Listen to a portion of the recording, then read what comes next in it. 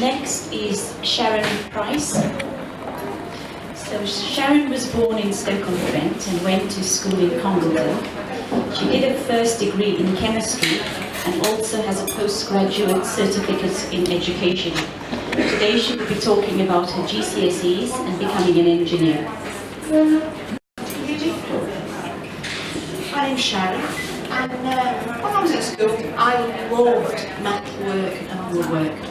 So at 13 I got the form to choose my GCSE options, rushed home, really excited, great, I can choose all these things that are going to mould what I want to be in the future. Get home to my lovely father who, what he said went, you did exactly what he told you, he was very controlling. And woodwork and metalwork, no chance. I had to do physics, biology, chemistry, French, maths, English. You had more choice in those days, so you'd only got sort of maths and English that were compulsory. Metalwork and woodwork weren't an option. I wasn't allowed to do them. So, needless to say, didn't really try that hard. Managed to come out with 5A to C grades at GCSE, which gets me through the door, which these days a lot of companies do ask for that. But I didn't really reach my full capability because I didn't want to do those subjects. I wanted to do what I wanted to do. And then at the end of the GCSEs, I wanted to go to college or get a job. No, Dad said, stay on, you're doing A-levels. You're doing physics, biology, chemistry. Needless to say, I tried even less hard. Didn't go that often, to be honest.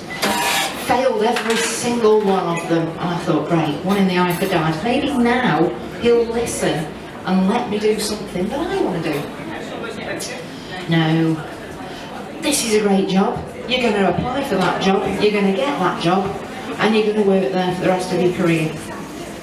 Applied for the job, got the job, a bit gutted, and I stayed there, and I worked there for a few years really. Didn't really like the job that much, but then, by way of an accident, a serendipity, my daughter Sarah became alive. You know, I gave birth to my daughter and she became everything to me, and much like Alicia, I'm thinking, what do I do now? I've been given this path to follow. It's not a path that I want to follow, but I have got a good job. So I'm going to have to keep working at it in order to give my daughter what she needs, nappies, food, all the things that kids need that cost money. Moved out of home, moved in with my other half. Didn't work, and I ended up on my own, a single parent. And I know you'll know the struggles that that has. The job that I worked was quite far away, and when you're not with somebody, that isn't feasible with childcare and all the other associated things that are involved with getting up early and actually getting to a job that is quite far away. It's too draining. So I gave that up and worked part-time for a couple of years. And at this point I thought, right, I want to do everything I can to give my daughter the opportunities that I didn't get, the choices that I was given. I want her to be able to make herself. But on the same note, I want to be able to give her a good upbringing with money and try and get something from me and try and make decisions for me. So I went to university, Staffordshire University, same as you, fabulous university, and I wasn't very confident. Much linking in with what you said about the imposter syndrome, I was thinking, great, I've been away from studies for so long, what if I can't do it? What if I get there and I don't fit in and I struggle? So I chose the easy option really, and I did a 2+2. So I did 2 years HND, and then went on to 2 years BSc Honours, Bachelor of Science with Honours. Started off doing microbiology and biochemistry. It sounded interesting, wanted to do something for me, and it was interesting. But then I was approached by somebody who offered me a really good job. And I went into the factory and I had a look round. I like this. I'm going to make a decision for me. I'm going to take this job. Switched subjects, and they employed me to work the days I wasn't at university. They paid me extra by way of supporting me through my degree, and I worked there during the summer holidays full time.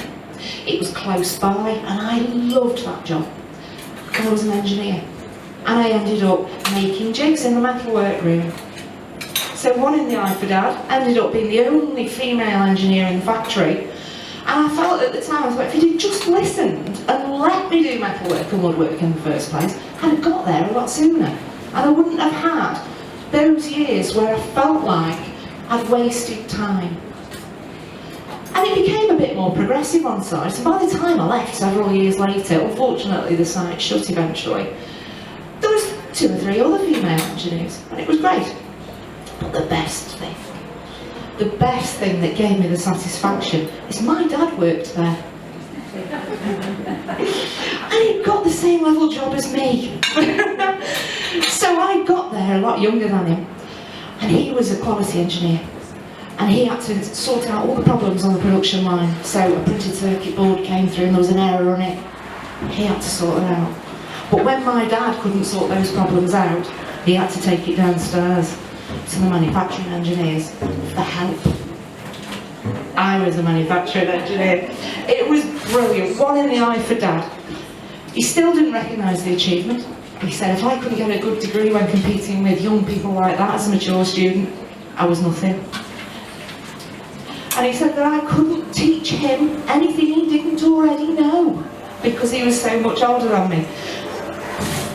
And I do think the only useful piece of advice he ever gave me, bless his little cotton socks, was, you know, you're in love when you start thinking there's we and not I. Anyway, it just goes to show, many years ago, a lot of us had a different time, less choices, less options.